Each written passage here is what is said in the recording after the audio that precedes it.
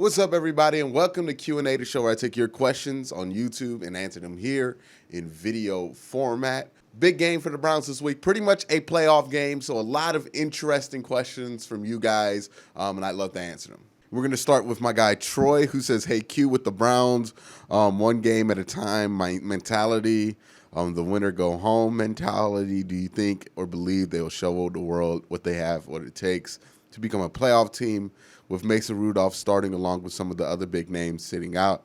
Do you believe the Browns, while being led by Baker Mayfield, will still have a good game? Yeah, obviously, yes. I mean, this wouldn't be the first time they would have a good game against a good team. Don't let the Jets loss fool you. This team has still accomplished a lot this year, and they're more than capable of beating a Steelers team that's not resting, or that's resting a ton of their starters and not really playing to win in that respect. Now, that being said, doesn't make this a guaranteed win by any means, but it does mean that this would not be a shocker. This is not going to be a statement if the Browns win this game. Quite frankly, this is a game the Browns are supposed to win. So if you do what you're supposed to do, nobody's going to notice. Nobody's going to care. What you do the next week, if you win this week, that's what people are going to be talking about. That's what people will care about. So that's what's going to be important. But as far as this week goes, you need to do what you need to do, which is win this game to get into the playoffs. And you should be able to do that. This next question comes from Jonathan Hooker, who says, what does this season say about Kevin Stefanski if he goes 0-4 versus the Steelers and the Ravens?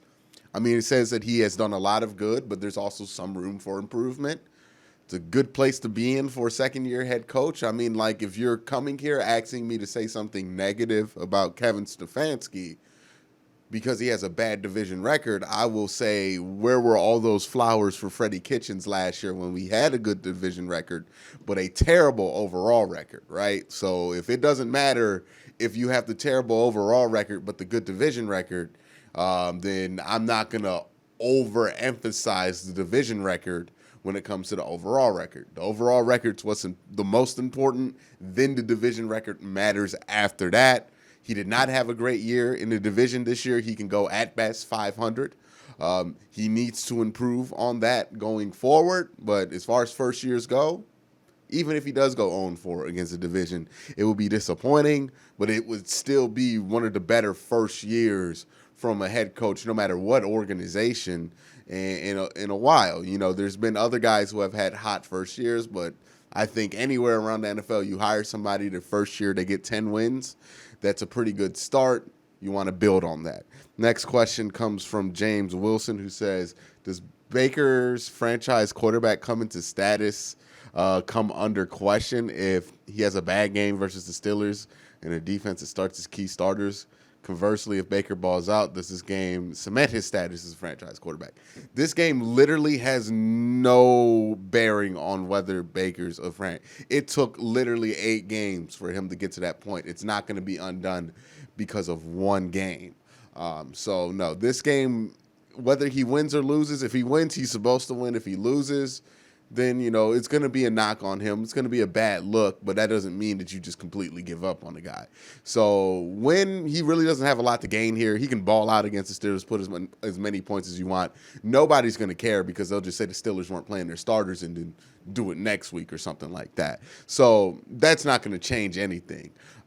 He has to do what he has to do, which is win this game, play better. If he plays really good in this game, you'll feel really good. And, of course, you win, you'll feel really good going into the playoffs, but that's about the only thing that really matters. As far as his status as franchise quarterback, just because he did not have a great game against the Jets when he didn't have any wide receivers does not change my mind on where I feel Baker can be and how I feel Baker can continue to grow in this system. I think he put up more than enough tape to show you he's got the goods. The next question comes from Evo B, who says, how worried are you about all these RONA issues that we're having now? Hey, it is what it is, man. To be fair, a lot of the leagues having the problem because this isn't just the NFL problem. This is the country has the problem right now. This is a out of control pandemic that has gotten out of control, and now it's leaking into our entertainment when it comes to sports, because now more and more players are testing positive for it, because more and more people just have it now than they did at the beginning of the season. So that's really the issue there. It's more of an issue for the NFL as a whole than the Browns, because we know these things come in waves. The Titans had their big outbreak. The Bills had one. The Ravens had, the Raiders, everybody had theirs. It comes in a wave, and then once you're done with your wave, you might be done for a little while. So the Browns are going through the wave right now. It's unfortunate. The timing stinks, but it is what it is. You still have an opportunity to make a playoffs, and a good opportunity to make the playoffs at that, so you have to take advantage of it. Sure, you might not get Malcolm Smith, and you're definitely not going to get Denzel Ward back for that first playoff game if you make it. But, that's why you got to continue to win so you can get healthy at the right time, because who knows what this is going to do in the playoffs. That's why it's an NFL problem, right? Like, imagine, I know Tony brought this up on AFC North Talk, but imagine a scenario where before the AFC Championship game, the kicker tests positive, and that somehow makes Tyreek Hill and Patrick Mahomes close contacts, and they can't play the next day because they're on the close contact list. These are the things that are problems for the NFL. If you have a situation where you're going to have to play the AFC Championship game without the marquee players, even if they don't have it necessarily, or even if they haven't tested positive for it, but just to adhere to your safety protocols, it's going to be interesting to see what they're going to do there, where they're going to find that balance of being safe, being smart, and also being able to put on the game that they're supposed to put on. So this is all going to be incredibly interesting this year. And it's not just a Browns problem. It's a worldwide, it's really a countrywide issue. And, it's just the Browns' turn to feel the wrath of this right now. There's really nobody to blame when it comes to the football players or the organizations themselves. It just is a terrible situation. And we knew this when we started football in this situation, because it wasn't long ago.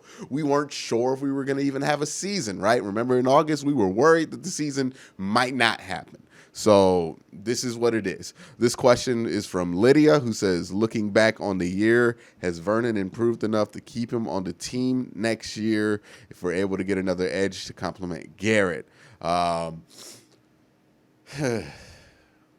don't want to re-sign Olivier Vernon, because I do believe he's going to be way too expensive and then not give you production again, much like he has been the bulk of his time in Cleveland here. But he is looking like he might be the best option available. I would like to go a different route, to be honest. I would like to see what you can get in the draft or in the trade market or even in free agency. I want somebody younger, more consistent. Maybe you could bring back an Emmanuel Ogbah or somebody like that. But I think Miles just needs somebody younger to grow alongside with him as his Robin on that side of the ball. But thank you for the question, Lydia. This next question comes from Sean Wyant, who says, what's up, Q? Realistically, how far do you predict the Browns can make it in the playoffs? The Browns could, if they just get a few things fixed on defense and the offense starts clicking again, they're a team that could, I wouldn't be surprised if they got the right path. They can make it to the Super Bowl and even win the Super Bowl if they got the right opponent.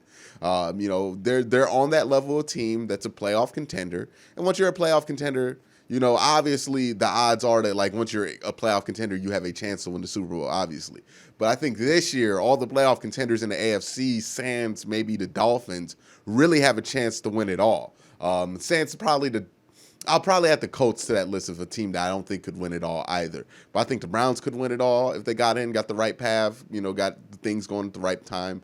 I think the Ravens can definitely win it all. They have a chance. The Chiefs, obviously. The Bills, of course, they've been playing super well. Even the Steelers, if they get some things going, even though I would put them kind of on a shaky ground there, because sometimes their issues just seem to pop up and pop in at some inconvenient times. But yeah, most of the teams I think they're going to make the playoffs in the AFC this year are legitimate threats to be able to go all the way. And I think the Browns should be on that list because I think that offense can get going. Defense has enough playmakers to where if they can just be competent around them, they can make some plays. They can do enough on that side of the ball to win a lot of games. And kind of situation. This next question comes from James, who says, what do you think of the team's handling of the RONA protocols? Is there anything they could have done differently to prevent so many positive tests, close contacts? No, there's really not. The Browns, as an organization and as a team, they're probably one of the more strict teams in the NFL. They are extremely strict about how they do this. They're extremely cautious. They're one of the most cautious. They take this thing serious. You've never heard the Browns talk about being fined about not following these protocols or somebody not having a mask on. You know, this isn't a situation like Baltimore where they just had a whole coach, the strength and conditioning coach, just disregarding all the protocol. This is not that situation. Everybody was doing what they were supposed to do from what we know and what we actually know. I know there's some BS rumors out there that aren't substantiated, but like from what we actually know, there wasn't any of that kind of foolishness going on when it comes to these protocols, and it just happened. And that's the danger of this pandemic, right? You could do everything right, but all it takes is one person to get into contact with somebody who might have not done it all right, and then boom, everybody got it. But, you know, things are what they are, and, you know, we've had a little bit of an outbreak, but I don't think it's on the coaching staff or how the organization has handled these protocols. I think they've been really strict. You know, sometimes you can do everything right, and with things like this, a global pandemic, it can still seep through because that's the power of this pandemic. Next question comes from Johnny Mayer, who says, Tomlin announced TJ Watt, Maurice Pouncey. I don't know which one. No, I think it's Maurice Pouncey, right? Because Maurice Pouncey's on the Dolphins, or was a Dolphin. Cam Hayward, and would also rest this week. Which of these would be most beneficial and can capitalize? The defensive side of the ball. I mean, TJ Watt and Cam Hayward not being out there, it's massive, right? Because the Browns' offense is going to be relatively healthy. You're talking about probably having all of your offensive linemen. You're going to have your running backs, barring something wild happening the day before the game, much like the Jets. So the offense being able to go up against a Steelers defense that's not going to have its top players is going to be huge. Absolutely huge, especially on the defensive line. That would allow the Browns to run the ball consistently, and that would be a huge thing for the Cleveland Browns. We know the Browns ain't going to have Denzel Ward, and I know people have been saying this game's done because we don't got Denzel Ward, but the more I think of it, the more I don't get it, why people are just like saying that, because Denzel Ward, yeah, it's a big loss, but the Steelers aren't really starting all their starters on the offensive side of the ball. It's Mason Rudolph. You're probably going to get a few snaps of Juju, and then he's going to be out, and then the young guys. And, you know, if you're the Browns, you got to be able to stop them. And also, they're not going to have a full complement of offensive line. Myles Garrett should be able to get to the quarterback, you know, pressure Mason Rudolph. So the biggest thing for the Browns is that their full strength offense is going to go up against a Steelers defense that's not starting everybody. So that's massive. But that's it for all the questions this week. Have a good day. Have a great night.